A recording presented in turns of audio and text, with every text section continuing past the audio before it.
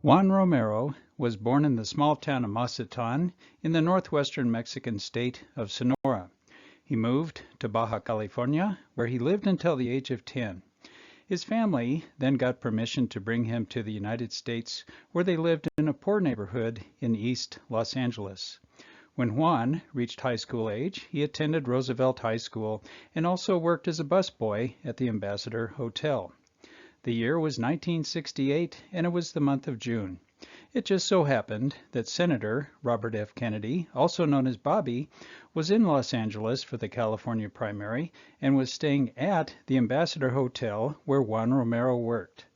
Romero met the senator the day before the California primary when the congressman and his aides ordered room service at the hotel.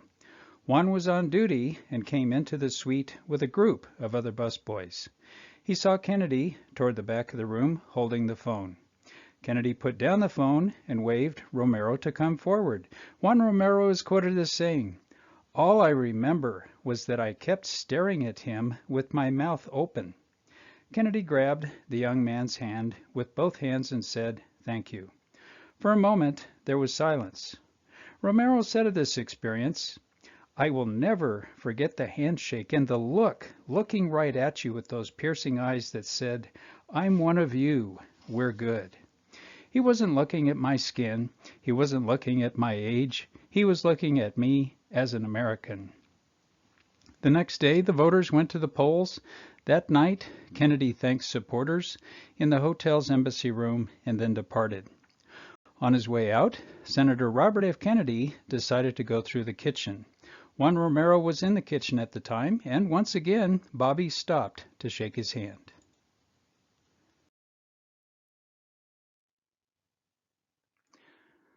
Only moments later, a gunman shot Bobby Kennedy in the head. Juan immediately rushed to the senator's side, struggled to hold Robert Kennedy's head up off the floor, and tried to provide him comfort, but the bullet was fatal. The young man said that when the shots rang out, he thought they were fireworks and that Kennedy had merely fallen.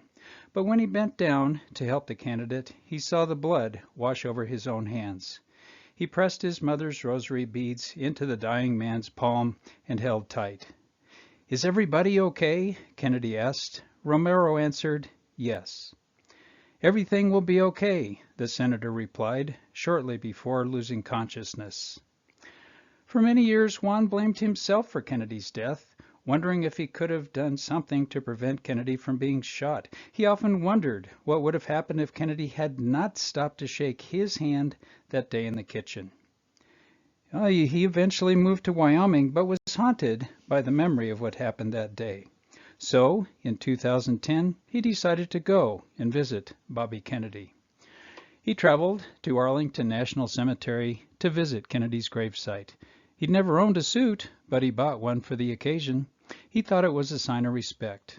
"I felt like I needed to ask Kennedy to forgive me for not being able to stop those bullets from harming him," Romero said. He recalled the way he felt at the gravesite was a little like how he felt when he arrived at Kennedy's room in his hotel uniform. When he stood in front of Bobby Kennedy's grave, he actually talked to him and asked for forgiveness that he didn't see the killer sooner. He told him he wished he had taken the bullet himself. Decades later, Juan Romero no longer felt the same guilt, thanks in great part to the compassion of Kennedy's supporters. It was these same supporters who say the former busboy was an example of the type of people Kennedy sought to help in making racial equality and civil rights a cornerstone of his life's work. Juan Romero died on October 1st of 2018.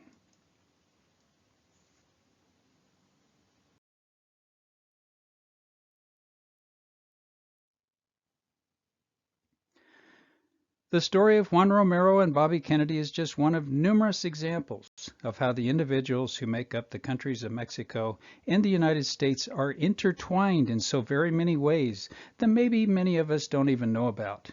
I'd like to propose that our mutual understanding is a key element in fostering cooperation and respect between our two countries.